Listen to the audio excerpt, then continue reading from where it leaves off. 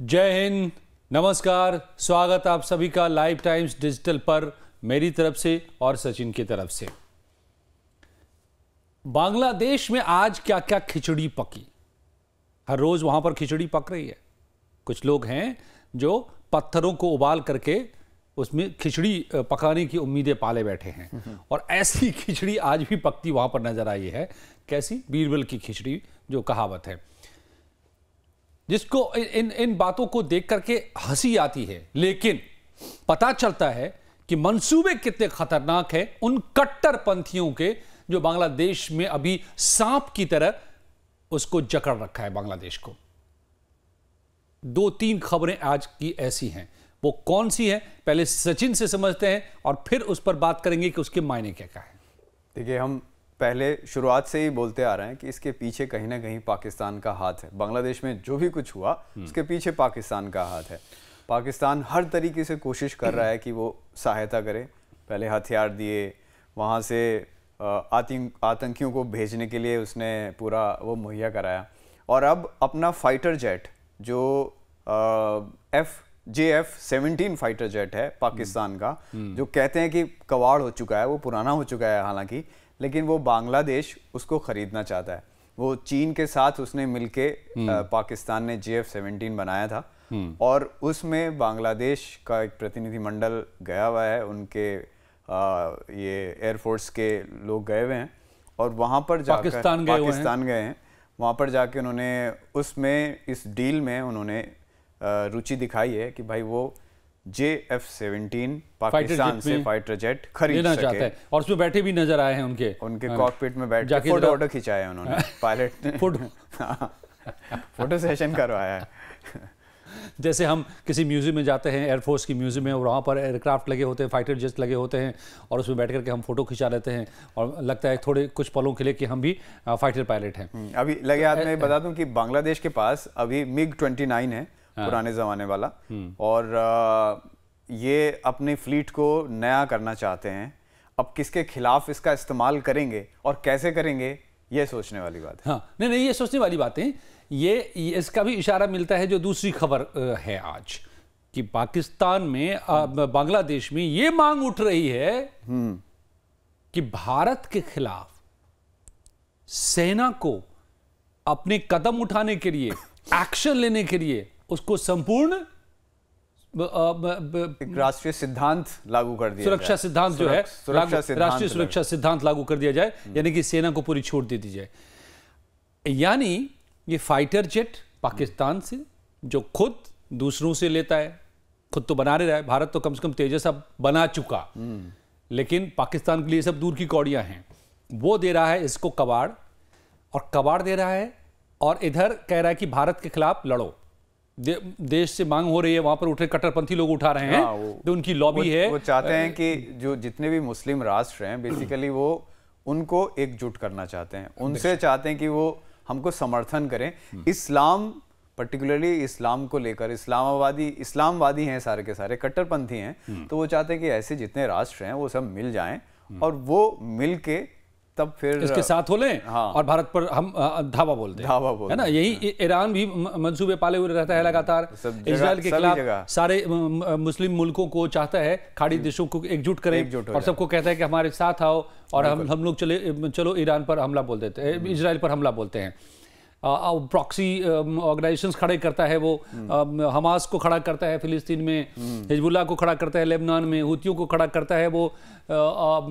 तो वही पैटर्न एक ही जैसा है, लेकिन आलम यह है कि वही खाड़ी देश, मध्य पूर्व के देश, कोई नहीं खड़े हैं इसके साथ, बिल्कुल ईरान के साथ नहीं, और सब वो अब ट्रीटी कर रहे हैं, पैक्ट कर रहे हैं कि भैया हम वहां से रास्ता निकालेंगे और पूरी दुनिया हम साथ में रहेंगे, और ईस्ट और वेस्ट के साथ रहेंगे। ये इस्लामवादी वाला चीजों छोड़ो, बहुत हो गया। मतलब कितने सालों से कर रहे हैं, और अभी तक आप अगर नहीं कर पाए हो, अभी सभी फ्रंट पे तो आप हार रहे हो भाई, इन सभी फ्रंट पे आप हार रहे हो।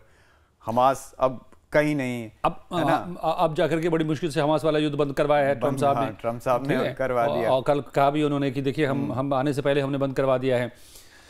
पॉइंट ये है बॉस कि बांग्लादेश किस बूते भारत से लड़ने की बात कर रहा है, सेना को अधिकार देने की बात कह रहा है। यहां तक आज कहा गया है वहां पर कुछ कट्टरपंथी किस्म के जो लोग हैं वो कह रहे हैं कि भारत का कंट्रोल है बांग्लादेश की आर्मी पर और उससे उसको आजाद करने की जरूरत है।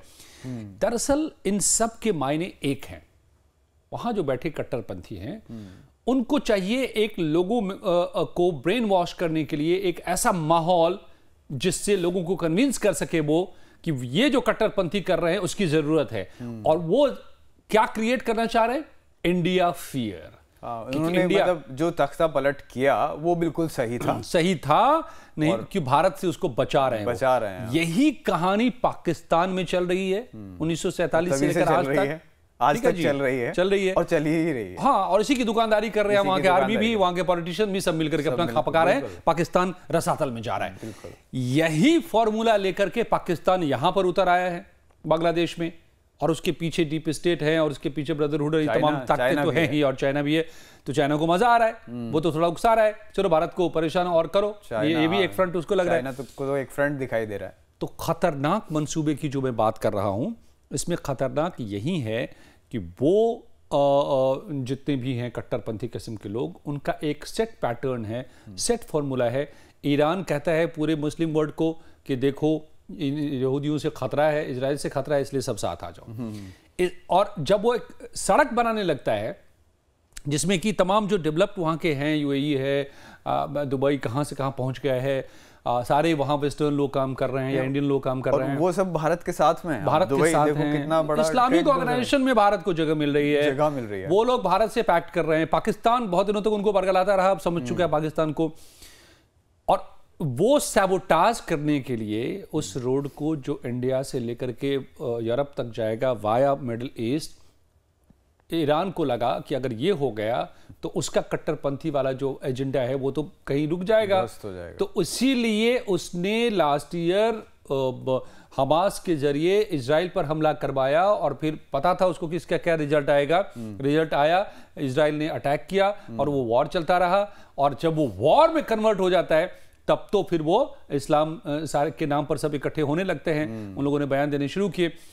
अब यही काम पाकिस्तान करना चाह रहा है वाया बांग्लादेश, उकसा करके इसीलिए बार बार कह रहा है, आज भी कहा गया है, वहां के जो कानूनी सलाहकार बता रहे थे बांग्लादेश में कहा है कि अगर इनको शेख हसीना को नहीं लौटाता है भारत तो प्रत्यर्पण संधि का उल्लंघन होगा।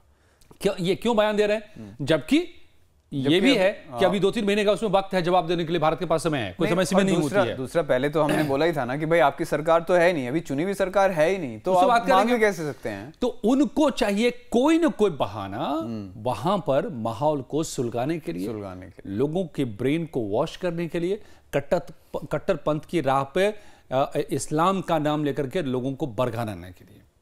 और इसीलिए आपको कभी दिखाई देगा, अब वो ये जो कबाड़ ले रहे हैं पाकिस्तान से फाइटर जेट के नाम पर, पाकिस्तान जो उनको दे रहा है या बेच रहा है, जो भी कर रहा है, ये क्या दिखाएंगे लोगों को कि देखिए हम अपने आप को ताकतवर बना रहे हैं। नहीं तो लेकिन ये मेरे को समझ में नहीं आता कि आप कुछ छोटी सी बात समझ में नहीं आ रही है। आप लड़ किस बात पे रहे हैं भाई? आपके यहाँ भुखमरी की कगार पर हैं, आपका एक्सपोर्ट सारा खत्म हो गया, आपका चुनी हुई सरकार है नहीं, आपका सारा पॉलिटिकल जितना सिस्टम था वो ध्वस्त हो चुका है, आप आपस में ही लड़ रहे हो, और उसके बावजूद आप फाइटर जेट खरीद रहे हो, वो भी पुराना वाला। भाई नया खरीदते तो कुछ बात भी थी, आप पुराना, वो भी पाकिस्तान से। गजब है। तो ये एक्चुअली उनका जो अपना एजेंडा है उसके लिए एक काल्पनिक स्थिति खड़ी करते हैं। हाँ, ये है कि प्रेशर बनाने की, प्रेशर पॉलिटिक्स बेसिकली, राइट, लोगों को ब्रेन वॉश करने के लिए। अब कुछ बताएंगे ना, कुछ तो करेंगे ना, वहां पर करते हुए नजर आएंगे ना। और बस भाई हम ये सब कर रहे हैं, सरकार मतलब हमारी आए, हम कोई आप वोट देना, और हम इंडिया को तबाह देंगे, हम इंडिया को तबाह कर देंगे, और इंडिया को तो हम ये कर देंगे, वो कर देंगे, इंडिया ये कर रहा है, वो कर रहा है। यही गाना पाकिस्तान गाता रहा है, यही गाना ये गा रहे हैं।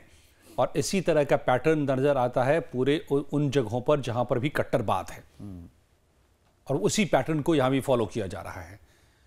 मगर आपको मैं ये भी साथ में बता दूं कि खुद इस्लामिक वर्ल्ड अब इस प्रोपेगेंडा को समझ चुका है। पाकिस्तान को बहुत पैसे पाकिस्तानी लोगों से निचोड़े इस नाम पर कि हम इस्लामिक बॉम्ब बना लिया है, हम इस्लाम के रक्षक हैं, हमारे पास एटॉमिक पावर है, हम इस्लाम की रक्षा करेंगे। पूरी दुनिया को लगा भैया किससे रक्षा, किससे खतरा हो रहा है, कौन अटैक किए जा रहा है किस पर। सही बात है। और ये बात भारत ने बहुत अच्छे से समझा दिया है इस्लामिक राष्ट्रों को, और आज उनके और भारत के संबंध जितना पाकिस्तान से संबंध है इन इस्लामिक नेशंस के, उससे बेहतर संबंध भारत से आज के डेट में है। और तो अभी ताजा उदाहरण अफगानिस्तान है ही। बेशक, अफगानिस्तान से ईरान तक, ईरान से भी हमारे बहुत अच्छे ताल्लुकात हैं। भारत एकमात्र ऐसा देश है दुनिया में जो एक साथ ईरान, इराक से बात कर सकता है, सऊदी अरब के तमाम कंट्रीज से बात कर सकता है, और अगर एक तरफ रशिया से बात कर सकता है तो दूसरी तरफ नाटो से बात कर सकता है, अमेरिका से बात कर सकता है। और इसीलिए भारत ने मध्यस्थता निभाई है रशिया और यूक्रेन के बीच में, पुतिन और जेलेंस्की के बीच में, क्योंकि वो दोनों ही ब्लॉक को ये करते हैं। तो भारत को आप कहीं बदनाम कर देंगे, दुनिया को बता देंगे कि भारत बांग्लादेश को दबा रहा है, या इसके लिए हमको ये चाहिए वो चाहिए, और इस्लामिक राष्ट्रों को आप फिर से बरगलाएंगे, जो फॉर्मूला फेल हो चुका है पाकिस्तान के मामले में। तो ये इसका मतलब वहां पर बैठे लोग सिर्फ ड्रामा कर रहे हैं, लोगों को बरगला रहे हैं। इससे होना जो ना कुछ भी नहीं है। आपको क्या लगता है आप हमें बताइए कमेंट में। वीडियो को लाइक कीजिए, शेयर कीजिए और चैनल को सब्सक्राइब जरूर कीजिए। थैंक्स। Thank you.